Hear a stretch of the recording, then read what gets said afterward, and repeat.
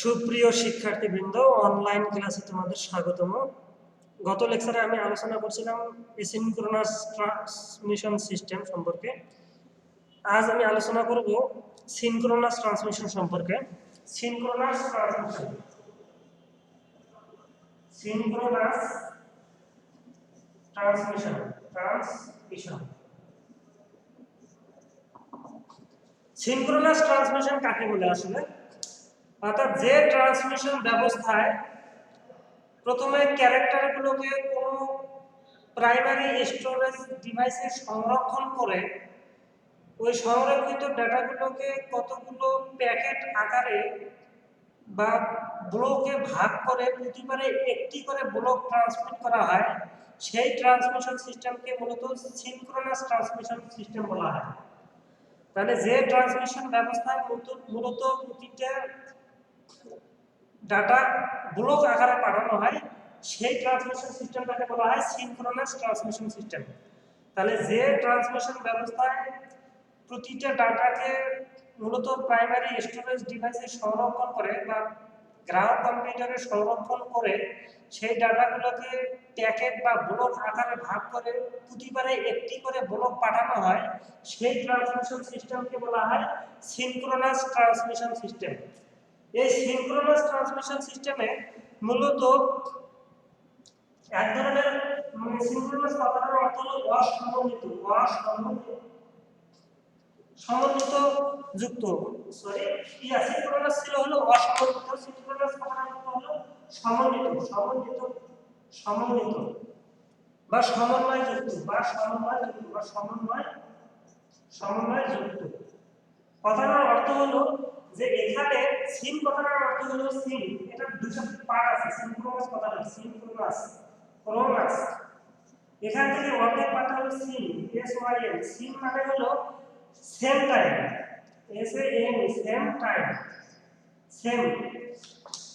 Scene কথাটার অর্থ হলো সেম। আর ক্রোন কথাটার অর্থ CRON, ক্রোনাস কথাটার অর্থ হলো সময় সংক্রান্ত, TIM টাইম। অর্থাৎ একই সময়, অর্থাৎ যে ট্রান্সমিশন ব্যবস্থায় মূলত একই সময়ের ভিতরে কোনো একটা ডাটা ব্লক আকারে পাঠানো হয়, সেই ট্রান্সমিশন সিস্টেমকে বলা হয় সিনক্রোনাস ট্রান্সমিশন সিস্টেম। এই সিনক্রোনাস ট্রান্সমিশন সিস্টেমে দুইটা ব্লকের বা যে ব্লক আকারে যে ডাটাগুলো পাঠানো হয়, এই প্রতিটি ব্লকের মাঝখানের যে বিরতি, এই বিরতি সব ব্লকের জন্য সমান। দেখা যাচ্ছে ক্যারেক্টার ডাটা টাইপের যখন আমি এক ক্যারেক্টার ডাটা পাঠাচ্ছি এবং আরেকটা ক্যারেক্টার ডাটা পাঠাচ্ছি এবং আরেকটা ক্যারেক্টার ডাটা পাঠাচ্ছি, তখন প্রতিটা ক্যারেক্টার ডাটার মাঝখানে যে বিরতির সময়, এটা সবসময় সমান নাও থাকতে পারে। কিন্তু যখন আমি সিনক্রোনাস ডাটা ট্রান্সমিশন করব, এই সিনক্রোনাস ডাটা ট্রান্সমিশনের ক্ষেত্রে প্রতিটি ব্লকের ডাটা সমান দূরত্ব অবস্থান করবে। অর্থাৎ মাঝখানের যে বিরতি, এই বিরতিটা সবগুলো ব্লকের জন্য সমান।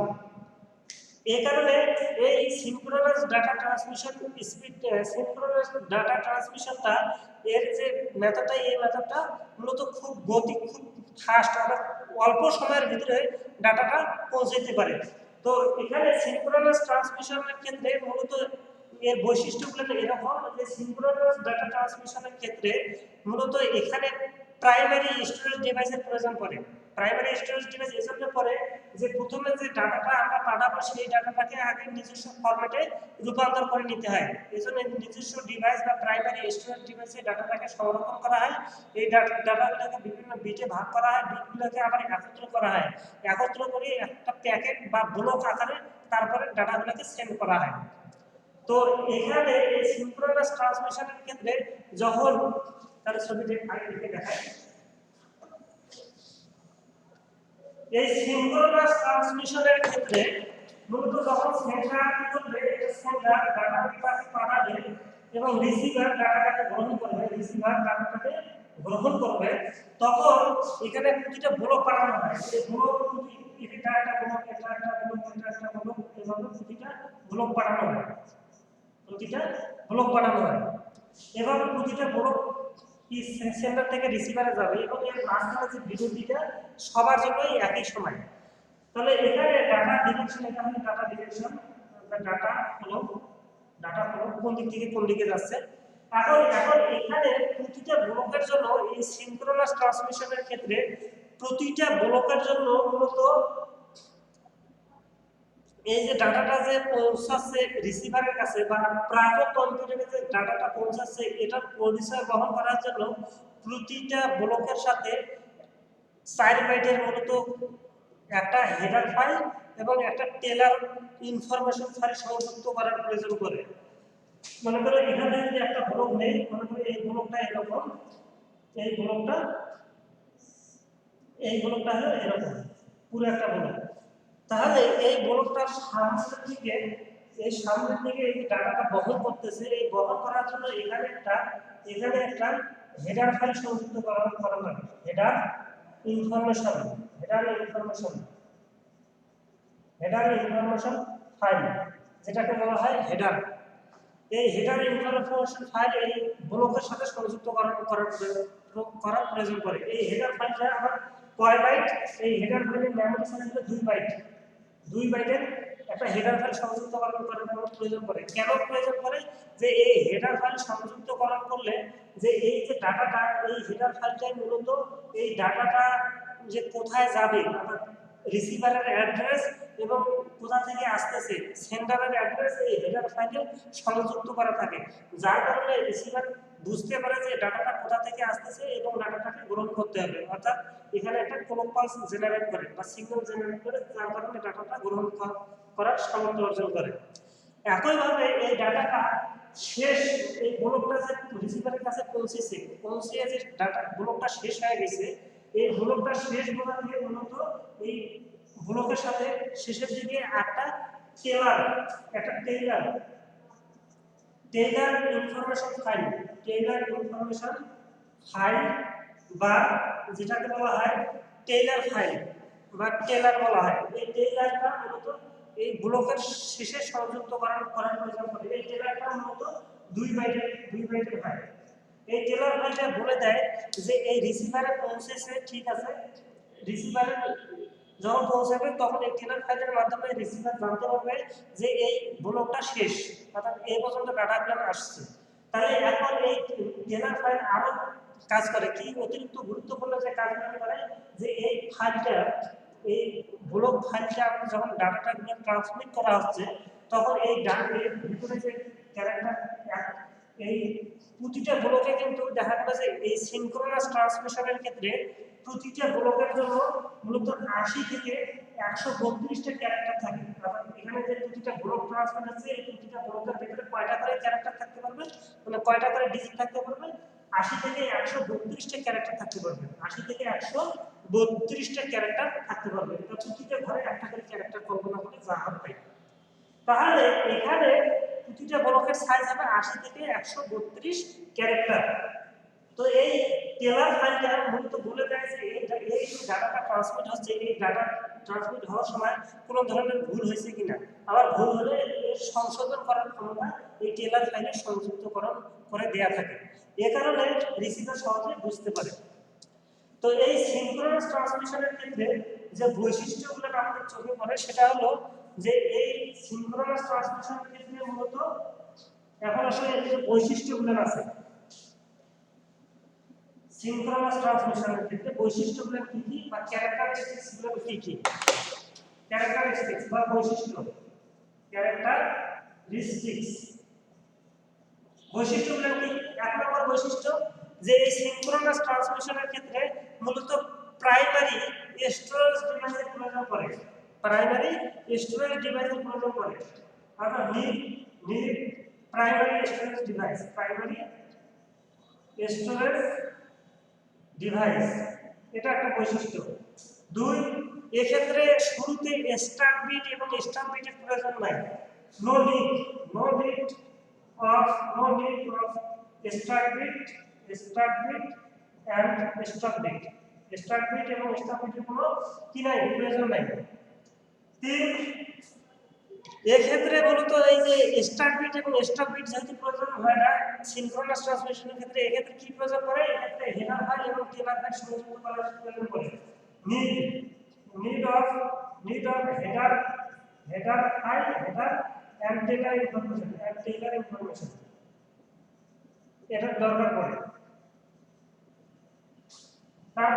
বৈশিষ্ট্যগুলো কি এই ডাটা ট্রান্সমিশনের স্পিড বেশি, এই ডাটা ট্রান্সমিশনের স্পিড হাই স্পিড।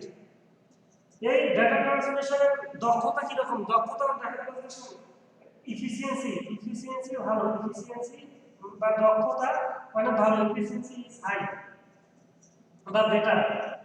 তারপরে এর এখানে নির্ভুল, অর্থাৎ এখানটায় দেখা যাচ্ছে ডাটা ট্রান্সমিশনের ক্ষেত্রে ভুল হওয়ার সম্ভাবনা থাকে সিনক্রোনাসে, কিন্তু এই সিনক্রোনাস ডাটা ট্রান্সমিশনে ভুল হওয়ার সম্ভাবনা খুব কম। মিস্টেকস অফ ডাটা ইজ লো।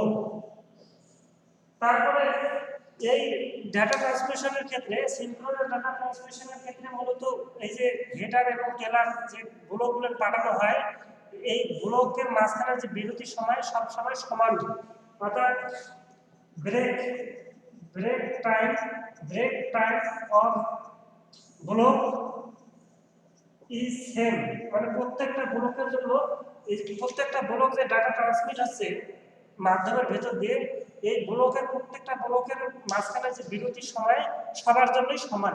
এই হলো সিনক্রোনাস ট্রান্সমিশনের বৈশিষ্ট্য। এখন আসো এই সিনক্রোনাস ট্রান্সমিশনের সুবিধাগুলো কি কি, অর্থাৎ অ্যাডভান্টেজগুলো কি কি।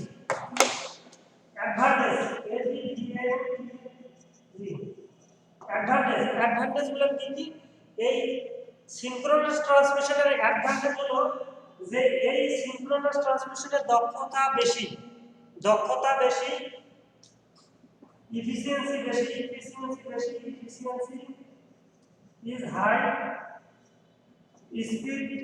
is high, speed is high।